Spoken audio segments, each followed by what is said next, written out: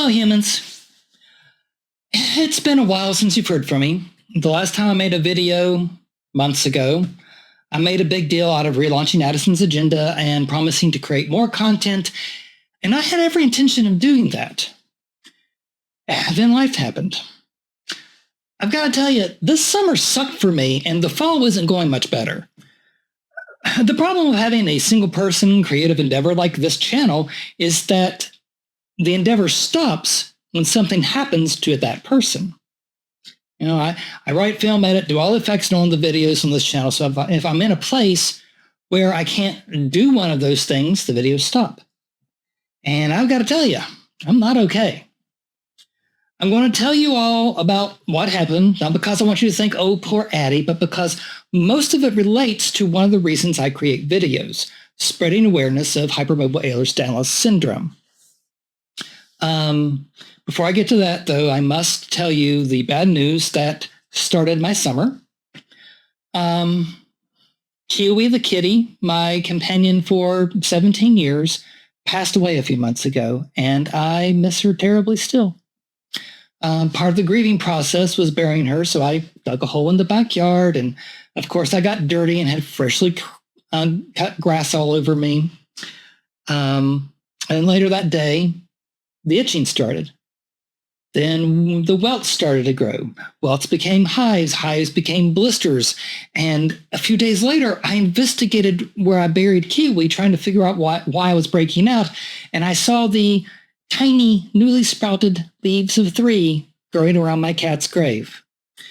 I realized that the freshly cut grass that I had been wiping off myself while digging her grave was actually mulched poison ivy.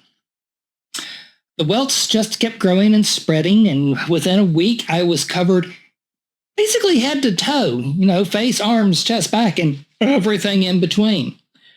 There was no way I would make a video when my face was swollen and red, and while I was constantly trying and failing to stop scratching.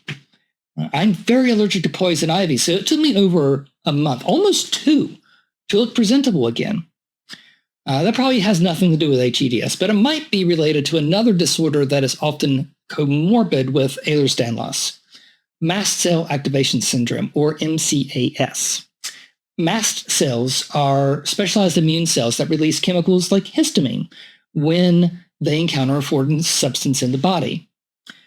When you have an allergy, mast cells overreact and release too much histamine, causing the symptoms of an allergic attack. In MCAS, your mast cells release histamine for no apparent reason. They are turned on, activated. So you have allergy attacks up to and including anaphylactic shock and death without being exposed to any allergen. MCAS can also make your normal allergic reactions worse. Now, I haven't been diagnosed with MCAS. I don't think I have it, but my extreme reaction to the poison ivy reminded me of it, so I thought I would tell you about it since it is something that others with EDS of any sort have to deal with. Maybe I'll do an In Bed with hEDS on it if I'm diagnosed. It wouldn't surprise me if I were, given that I was diagnosed with 3 different issues this summer. 3. All related to hEDS. First, I was told that I have scar tissue building up and blocking my urinary tract. Unusual scarring and urinary issues are both common with hEDS, so this is kind of expected. A blocked urinary tract means you can't get rid of waste easily, so toxic stuff builds up in your body. That has to be fixed. We're trying a medical solution first, but if that fails, I'll have to have surgery.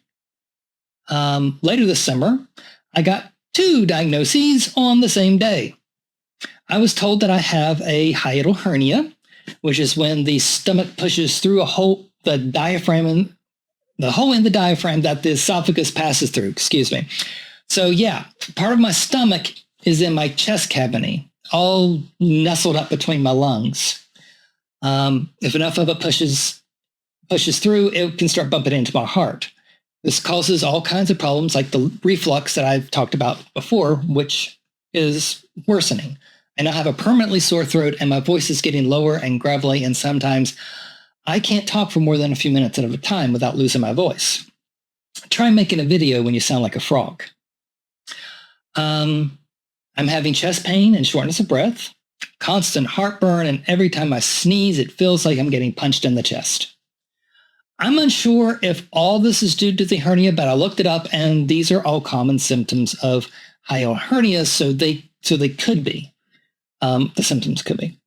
Also, I looked up, and sure enough, they're more common people with hEDS. The disorder causes weak connective tissue, which makes it easier for the stomach to squeeze through the diaphragm's opening. In the same appointment that I learned about the hernia, I was also told that I have a precancerous polyp in my colon. And yes, that means I had to have an endoscopy and a colonoscopy at the same time. Well, at least in the same session. A polyp like that shouldn't be a big deal. They're easily removed during the colonoscopy that finds them. But no, it's not that simple. The polyp is in a difficult location. Many years ago, I had my appendix removed, something that happens often to people with hEDS, even when, like in my case, there was no infection. It just blew up on its own. The appendix connects to the colon, and there is a passage between the two. When they remove the appendix, that passage becomes a hole in the colon, so they sew it up and let it scar over. And that polyp that will eventually become cancer is in that scar.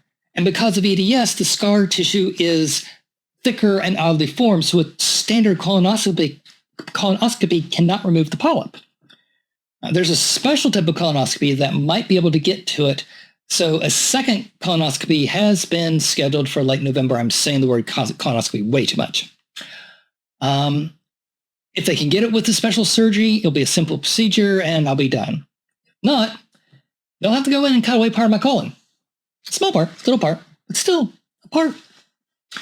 And I might need surgery to stuff my stomach back down where it belongs, depending on how much more of it squeezes up behind my heart. And I might need surgery to reopen my urinary tract if the drugs don't work. And last week, I ended up in the ER twice. I had extreme lower back pain. I thought I had slipped a disc or dislocated my sacrum again, but the first visit CT scan and the second x-rays didn't find anything wrong with my spine. It turns out it was actually my hip. My right leg was slightly out of alignment, so the muscles around it, including the lower back, obliques, glutes, abductors, adductors, etc., they were all engaging to try to stabilize the joint. They were working so hard that they started spasming, and that's what was causing the extreme pain. I'm on Norco, otherwise known as hydrocodone and acetaminophen in one little pill, and a muscle relaxer. They started with Flexeril, but it wasn't strong enough, so they went back. The second time I went back to the ER, they changed me to Baclofen. I also get to wear this lovely fashion accessory, a trochanteric brace. This belt squeezes my legs back into the hip joint, allowing me to walk more comfortably and keep the surrounding muscles from working too hard.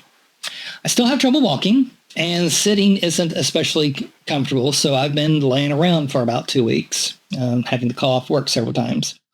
I'm finally starting to feel better, but I'm still a bit tender. I get to start physical therapy in a few weeks. I'm number 50 on the wait list.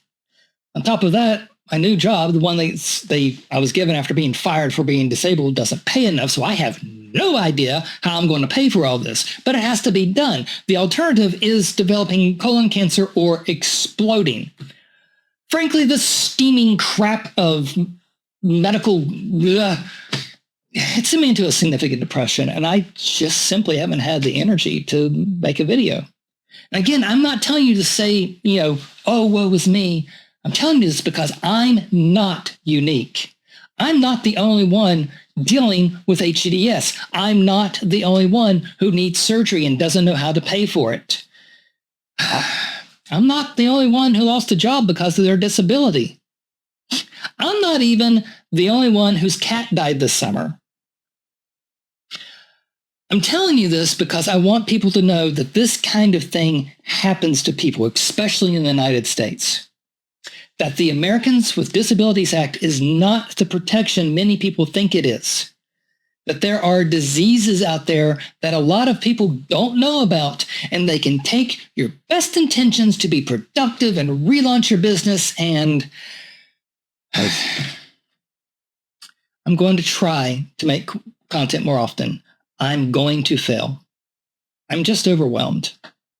I'm holding down a regular job while in constant pain and experiencing extreme fatigue, some of it due to all the drugs I have to take, and I often run out of money between paychecks. But I want people to understand that this disorder that affects my kid and the issues disabled people face, so I'm not giving up on creating videos. If I stop trying, that's just the same as stop living. So until next time, whatever that is, peace, and long life.